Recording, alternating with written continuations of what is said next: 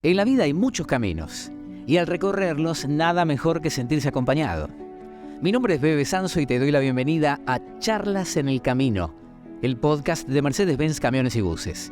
Te invito a sumarte a conversaciones de valor con distintos especialistas sobre los temas que te interesan. Subite, que ya arrancamos. En Charlas en el Camino queremos saber más de las cosas que nos interesan y nos preocupan. Somos curiosos y por eso invitamos a especialistas en diferentes temas para que vengan a charlar con nosotros. Hoy está con nosotros Joan Suay. Él es especialista en tecnologías emergentes y queremos preguntarle, ya que él se ha dedicado toda su vida justamente a investigar sobre estas cuestiones, acerca de las nuevas tecnologías y si todas pueden ser aprovechadas. Joan, bienvenido. Muchas gracias. Gracias por la invitación. Vamos a arrancar pateando fuerte y al medio. Empecemos por sacar del medio esto o que nos digas si es cierto y salimos todos corriendo. Invertir en criptomoneda, ¿puede salvarnos económicamente? Olvidémonos de esa idea. Sí, matemos ese mito porque es una alternativa. Es una tecnología que yo creo que lo que nos hace es una respuesta del mundo tecnológico a un paradigma financiero económico que muchas veces está centralizado, ¿no?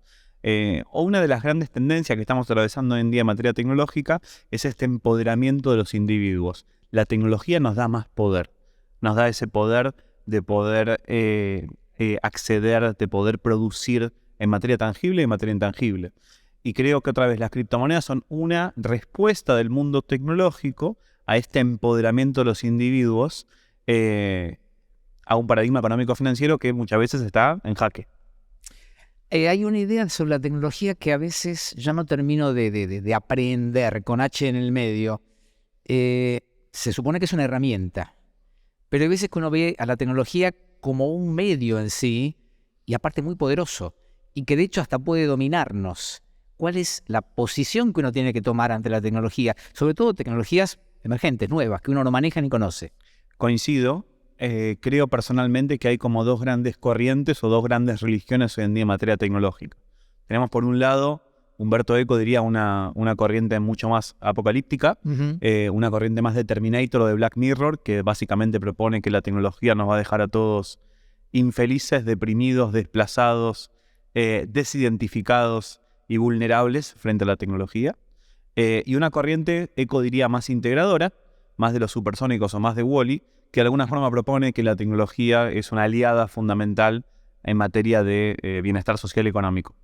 Hoy en día la realidad es que la tecnología es transversal y que yo creo que personalmente los extremos no son buenos, en nada en la vida no son buenos, porque los extremos no nos permiten dudar.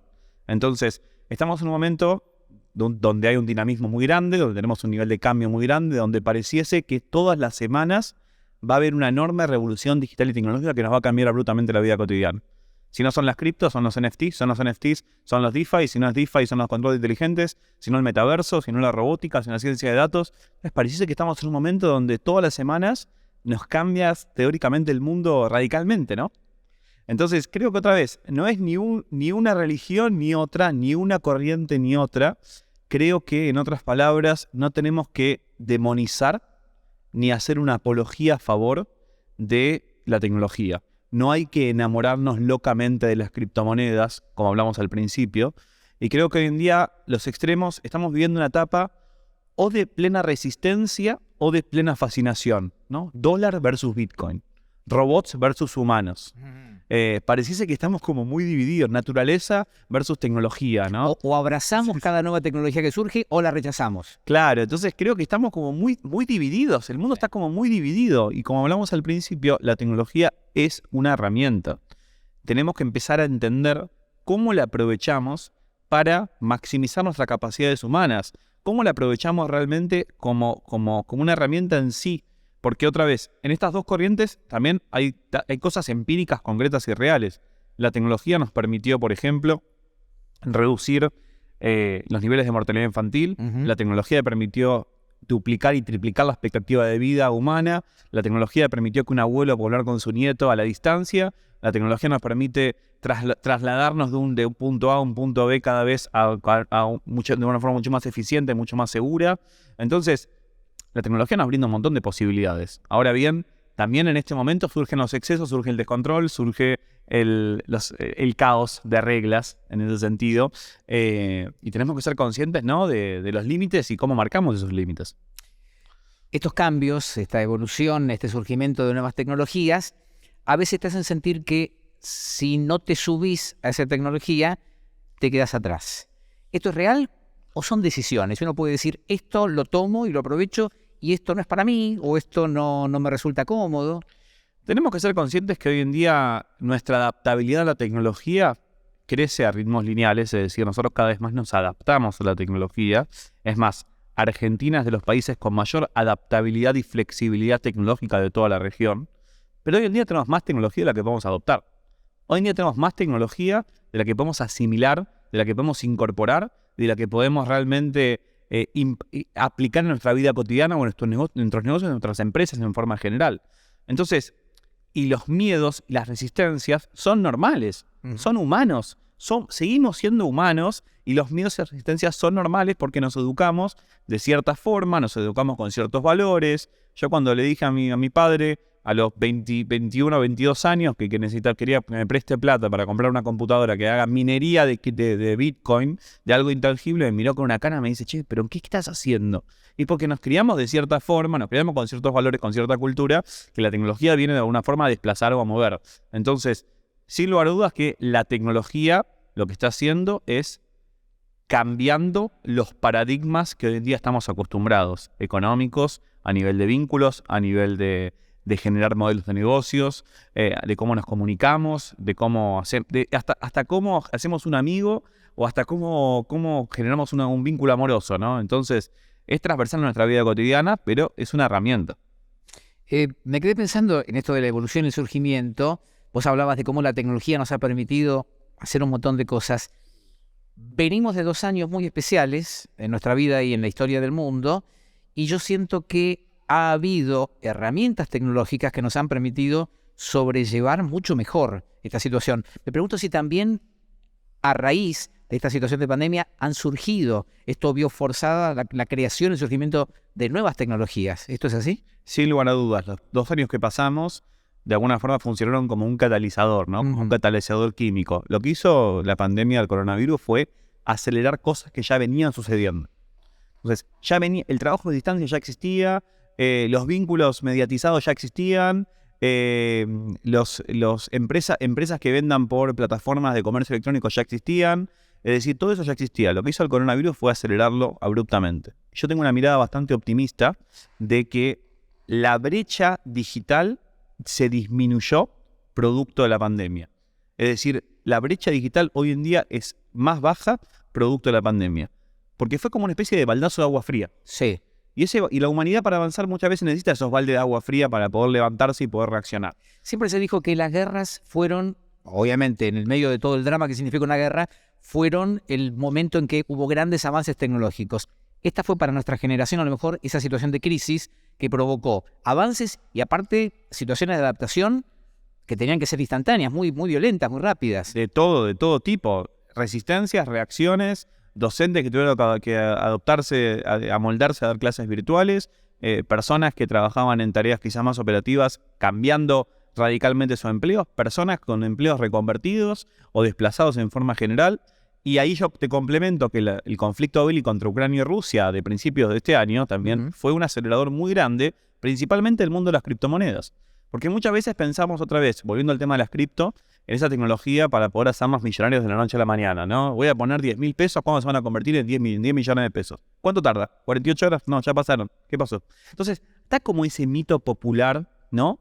Esa fantasía y el conflicto bélico entre Ucrania y Rusia, que en este 2022 parece hasta casi surrealista, parece de ciencia ficción, parece de un libro post-apocalíptico de los más conocidos o una serie, también fue de alguna forma el escenario para que muchas de estas tecnologías puedan evolucionar. Entonces, por ejemplo, lo que pasó en este conflicto es que mediante la cuenta oficial de Ucrania se generaron varias iniciativas para, por ejemplo, convertir la bandera de Ucrania en un NFT, en un token no fungible, Sí. y poder, con ese dinero recaudado, ayudar a los refugiados, ¿no? Entonces, por ejemplo.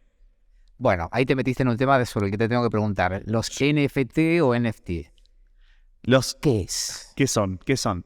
Es un término que el año pasado lo escuchamos nombrar mucho, más que nada vinculado al mundo artístico. Es cierto. Los NFTs son las siglas en inglés de Non-Fungible Token, token no fungible. Volviendo al concepto, en economía, algo que es fungible significa que puede intercambiarse fácilmente. Por ejemplo, yo tengo un billete de 100 pesos, entonces con 2 unidades de billetes de 50 puedo intercambiártelo. 2 billetes de 50 vale lo mismo que uno de 100 pesos. Eso significa cuando algo tiene particularidades de que sea algo fungible. Cuando algo no es fungible, es que significa que tiene particularidades únicas que no se puede intercambiar fácilmente. Entonces, algo no fungible puede ser una casa. Algo no fungible puede ser el cuadro de la Mona Lisa. Algo no fungible puede ser una canción. Entonces, es muy difícil intercambiar eso.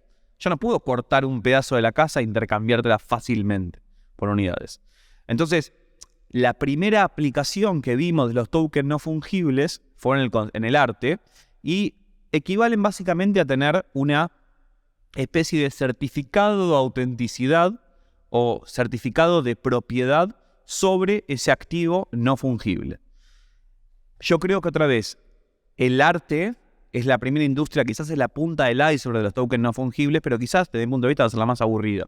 Yo creo que estamos viendo tecnologías que nos permiten empezar a cambiar los modelos de relacionamiento que tenemos con gobiernos, personas, empresas. Es decir, yo creo personalmente que los tokens no fungibles, por ejemplo, van a cambiar radicalmente los modelos de suscripción que tenemos con empresas, con gobiernos, en forma general. Estamos viendo otra vez la punta del iceberg en aplicaciones interesantes. Otro caso muy importante el año pasado fueron los videojuegos, ¿no? Empezamos a hablar de gano plata mientras juego. Sí. No sé si algún oyente, o quizás vos, Bebe, tenían familiares, nietos, sobrinos, adolescentes. Decían, no, yo estoy ganando plata mientras juego. Sí. Entonces, digo, pero hay también mucho ruido en ese sentido. Entonces, estamos en un momento donde tenemos que separar la señal del ruido. Estamos en un momento de mucho ruido, donde también surgen muchísimas aplicaciones. Yo me acuerdo cuando era adolescente y jugaba videojuegos, entonces que, por ejemplo, había todo un mercado ilegal de compra y venta de jugadores por izquierda. Bien. Entonces, uno entraba a plataformas de comercio electrónico y podía comprar a ese jugador. Si hay algún oyente o algún espectador que ronda entre los 28 y los 35, estoy seguro que va a compartir un poco esa visión. Entonces, hoy en día es algo que la tecnología te permite empezar a generar un marco para que pueda realmente hacerse, ¿no? Entonces, hoy yo puedo hacer una compra y venta de un jugador, de ese token no fungible en formato de un jugador de videojuegos. Entonces, estamos viendo momentos que realmente empiezan otra vez, a cambiar paradigmas. Claro, porque estamos en una situación en la que esto está pasando ahora. Está evolucionando y como vos bien decís, digamos, todavía no sabemos bien cómo va a terminar. Vos tenés tu pronóstico de qué va a pasar, pero lo estamos viviendo en este momento. Sí, a ver, yo creo que otra vez, en el medio de este mundo lleno de ruido que hablamos al principio, están estas visiones más catastróficas o las personas que ponen más resistencia. Yo creo otra vez, estamos en un mundo donde los extremos no son buenos otra vez. Entonces creo que estamos en un momento donde tenemos que cuestionar más la tecnología. Tenemos que debatir más, tenemos que conceptualizar más. Por eso espacios como estos, para empezar a conversar sobre estos temas, ponerlos en palabras, debatirlos, problematizarlos, es un primer puerto que tenemos que pasar. El segundo puerto que tenemos que pasar es también comprender que la tecnología no tiene moral. No es que la tecnología es buena o es mala. Bien. La tecnología es una herramienta y depende de nosotros cómo la usemos. Y estamos en un momento de la historia de la humanidad donde las personas estamos como especie de saltando entre casilleros. Entonces muchas veces somos consumidores de la tecnología, muchas veces somos productores de la tecnología, muchas veces nos ponemos en el costado de víctima. Yo no puedo escaparme del algoritmo, no puedo escaparme de scrollear durante 2 horas y media.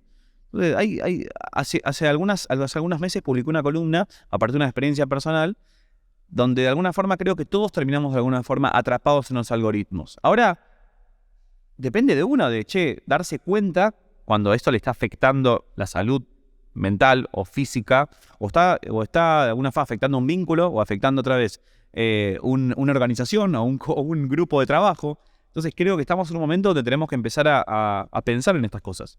Todo nos lleva a eso, a nuestra relación con la tecnología. ¿Eso es el humanismo digital?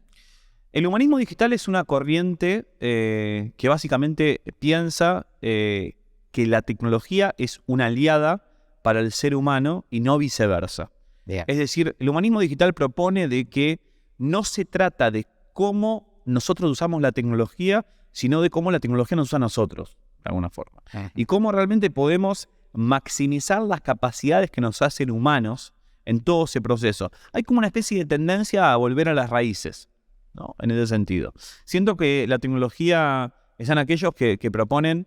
Hay un libro muy interesante que se llama La locura del solucionismo tecnológico, un autor bielorruso se llama Eugene Morozov, que él propone este concepto como esta locura, el fanatismo a la tecnología extremo, y que la tecnología puede resolver cualquier cosa.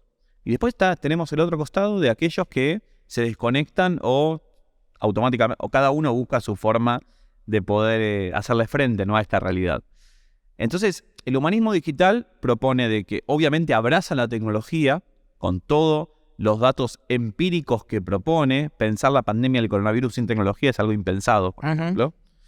Pero no descarta lo que nos hace humanos, porque yo soy un fiel creyente que las capacidades humanas son y seguirán siendo irreemplazables.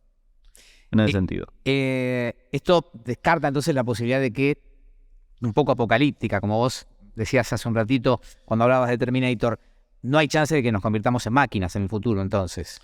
Yo creo que la salvación de la especie está en nosotros como humanos. Al fin y al cabo, los que creamos, los que utilizamos, los que nos vinculamos con la tecnología, somos nosotros como personas. Creo que soy optimista de que la sociedad está cada vez siendo más consciente de esto. Entonces, quizás de acá a 5, 7, 10 años, ver a alguien en la calle o ver a alguien en una cena sin poder salir de su teléfono va a ser como hoy ver a alguien sin poder parar de fumar. Entonces, creo que la sociedad evoluciona y se da cuenta, a ver, no somos tontos, somos conscientes del mundo que estamos viviendo. Obviamente que hay algunos extremos y algunos grupos socioeconómicos en general que empezamos a ver mucho descontrol y mucho exceso. A ver, es normal con solo ir a un restaurante y ver las parejas, cada una en su mundo con el teléfono, ahí conectados. Entonces la gran pregunta es, cuando esto empieza a afectar la salud o los vínculos de cada uno.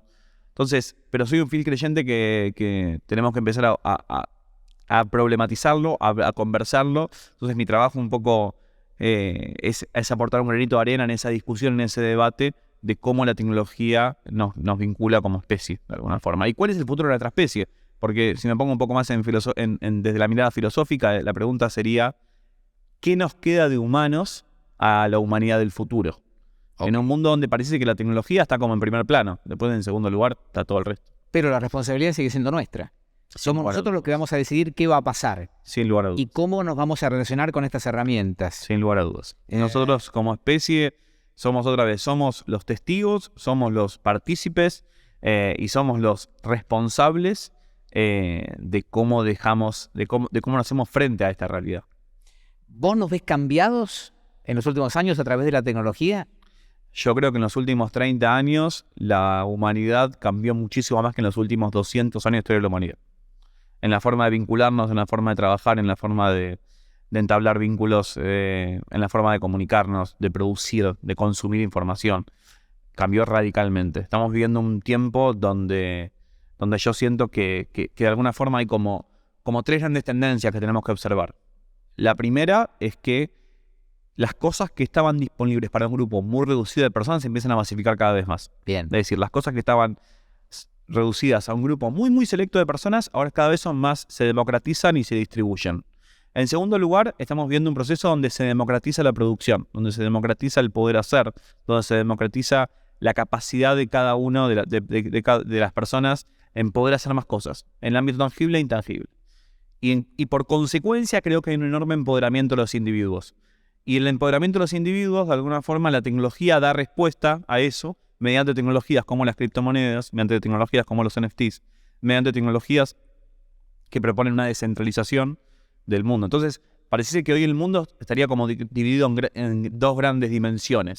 Tenemos la dimensión de la Tierra, con los límites geopolíticos que nos enseñaron en geografía en la secundaria, y tenemos la nube, o la dimensión, lo que está un poco más allá, controlado por 5, 6, 7 grandes compañías Entonces, parece que en la Tierra nos controlan los gobiernos y en la nube nos controlan la información estas grandes compañías. Ahora, hay una frase en Twitter que es interesante para ponerse a pensar esto, bastante viral, que fue hace un par de años, que dice algo así como que hace 15 años Internet se usaba para poder escaparnos de la realidad. Hoy pareciese que usamos la realidad para poder escaparnos de Internet. Entonces, estamos un poco en eso. Estamos un poco en eso, es cierto. Hay otra división que me parece que todavía está vigente, y es la de los que se conocen como nativos digitales, o sea, los que nacieron ya con mucha de esta tecnología y por lo tanto tienen un tipo de relación intuitiva y completamente diferente a la que, bueno, los más grandes, que vimos llegar la tecnología, tuvimos que descubrirla, aprender a dominarla. ¿Esa grieta todavía se siente? ¿Es grande? Yo creo que hoy en día convivimos con múltiples generaciones, ¿no? Lo que se habla de centennials, millennials. El otro día en una entrevista me dijeron old millennial y me quedé como... ¿Cómo es esa? Old millennial, viejo millennial. Okay. Bueno, ya tengo una subdivisiones dentro de la categoría. Baby boomers. Avisen. Uno tiene que mantenerse al día con pero eso. Pareciese que hoy en día conviven todas esas. Sí. Conviven. Y no hay... Y pareciese que otra vez hay como muchos clichés por los millennials, por ejemplo. Sí. Si hay un ejercicio interesante, si uno busca en Google y deja que el algoritmo complete la búsqueda, los millennials son en Google y aparecen los millennials son estúpidos, los millennials son arrogantes, Sí. los millennials son insoportables, aparece eso automáticamente en Google. Pero otra vez, cada generación tiene como sus costados. A ver, los millennials, por ejemplo, tienen un compromiso con el medio ambiente y la sustentabilidad mucho mayor, una inclusión de las minorías mucho mayor, una adaptabilidad tecnológica mucho mayor. Que otras generaciones tienen otras cosas positivas. No significa que hay una queda desplazada en lo absoluto. Bien. Entonces, creo que es un momento donde... Y la pandemia nos enseñó que para resolver los grandes problemas de la humanidad tenemos que trabajar en equipo.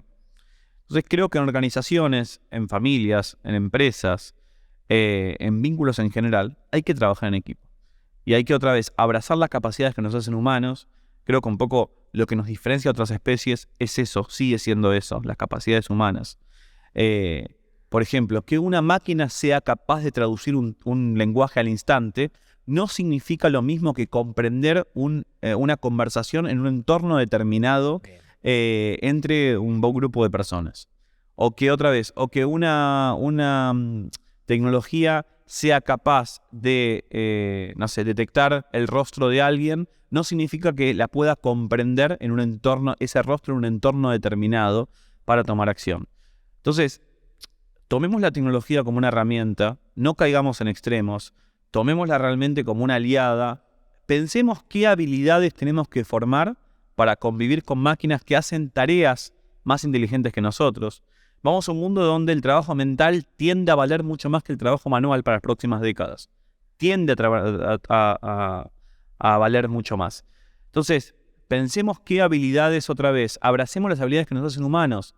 La sensibilidad humana, la creatividad, la resiliencia, la capacidad de empatía, de sentir lo que siente la otra persona.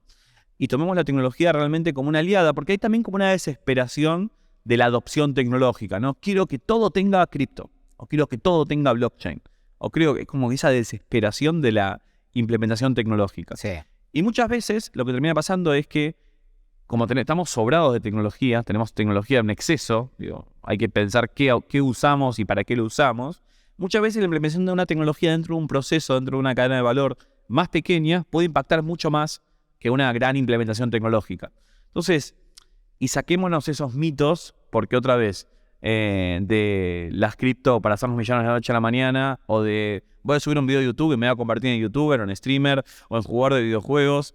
Ojalá le pase a muchas personas. Ojalá. No hay ninguno, eso no estamos diciendo para que no. Pero las grandes cosas en la vida llevan tiempo.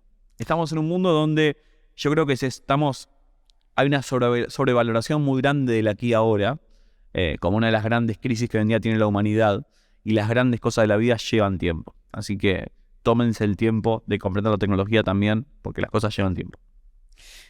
¿Crees que estamos listos para ese futuro del que hablas? Creo que la humanidad está dándose cuenta de muchas cosas quizás en la pandemia dimos el baldazo de agua fría, no sé con cuánto nos quedamos de ese aprendizaje, esa es la verdad, pero soy un fiel creyente que espacios como estos y charlas como estas y todas las personas que trabajan un poco en pos de generar estas conversaciones van a generar un cambio positivo al mundo en ese sentido, que obviamente tenemos que ponernos los pantalones, hacernos responsables, tomar muchas cartas en el asunto, no es que se van a hacer solas. La gran pregunta creo que otra vez, que el dilema de fondo no es un dilema técnico, el dilema de fondo es un dilema humano. El dilema, la tecnología va a seguir evolucionando y va a seguir desafiándonos como especie en forma permanente. No podemos tapar la tecnología. La tecnología es como tratar de tapar el sol. Digo, podemos tratar de taparlo, pero el sol va a seguir estando ahí. La tecnología va a seguir creciendo, va a seguir desafiándonos constantemente. Creo que la cuestión de fondo es qué postura vamos a tomar nosotros. Vamos a tomar una postura pasiva de ver pasar todo esto y decir, bueno, cuando me toque, no sé, y después veo qué hago. Vamos a tomar una postura activa de poder sacarle jugo, sacarle provecho a todo esto, informarnos, leer, debatir y conversar sobre todo esto para realmente mejorar nuestro bienestar en forma general, que creo que es el fondo de la cuestión. Tengo claro que el extremo de rechazar toda nueva tecnología, toda tecnología emergente, no es lo ideal. En general los extremos son malos. ¿Qué pasa con el otro extremo? Tengo un amigo muy fanático de todas las nuevas tecnologías. Nunca llego a alcanzarlo. Cuando llego a lo que él me contó, él ya está en otra plataforma, en otra instancia, y a veces yo le digo, vas corriendo desesperado detrás de esa tecnología. Sospecho que ese extremo tampoco está bien. No, para nada. Y recordemos también todo lo que produce la obsolescencia programada. Recordemos que las compañías tienen ideologías monetarias, entonces que necesitamos como correr atrás de una zanahoria inexistente. Pero lo mismo pasa en las plataformas virtuales. ¿Cuántas veces conocemos a alguien que, por ejemplo, se desespera por la cantidad de me gusta o por la cantidad de seguidores?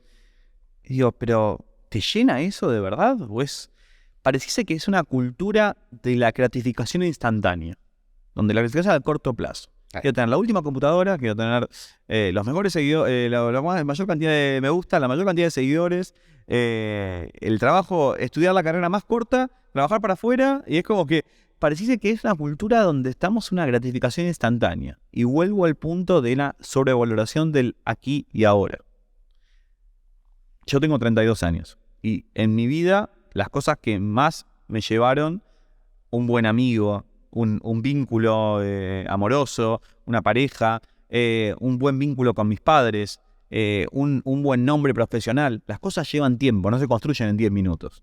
Al igual que ese sueño, ¿no?, que tenemos de que la tecnología nos va, porque nos genera un empoderamiento, es real, pero también hay mucho ruido en ese sentido. Entonces, yo quiero un poco dejar ese mensaje de la paciencia, porque muchas veces estamos en un mundo donde pareciese que la paciencia y la atención serían como los dos recursos más escasos que hoy en día tenemos. Hay un autor muy interesante que se llama Nicholas Carr que habla de mentalidad de malabaristas. Entonces, estamos y TikTok, y Instagram, y Gmail, y un poco de trabajo, y bueno, me voy a acordar de llamar a mi mamá cada un par de días.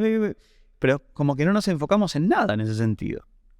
Eso va también en contra del multitasking, entonces, que durante el multitasking, algún tiempo nos dijeron que era a dónde íbamos. El multitasking está comprobado científicamente, y esto no es una publicidad, está comprobado científicamente que nos agota mentalmente. Porque nosotros tenemos una cantidad de recursos biológicos, cognitivos, que son limitados. Nuestro cerebro tiene como una especie de memoria RAM, ¿no? Entonces, como en la computadora tenemos la memoria RAM, esa memoria RAM, si nosotros de repente le abrimos el programa de correos electrónicos, y YouTube, y algún programa de edición, y se va de alguna forma colapsando. Entonces llega un momento que nos saturamos.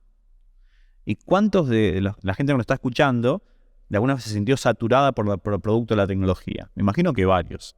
Entonces, muchas veces lo que pasa es que no nos podemos desconectar, porque si yo no le respondo a alguien un mensaje por la ansiedad, es una sociedad cada vez más ansiosa e impaciente.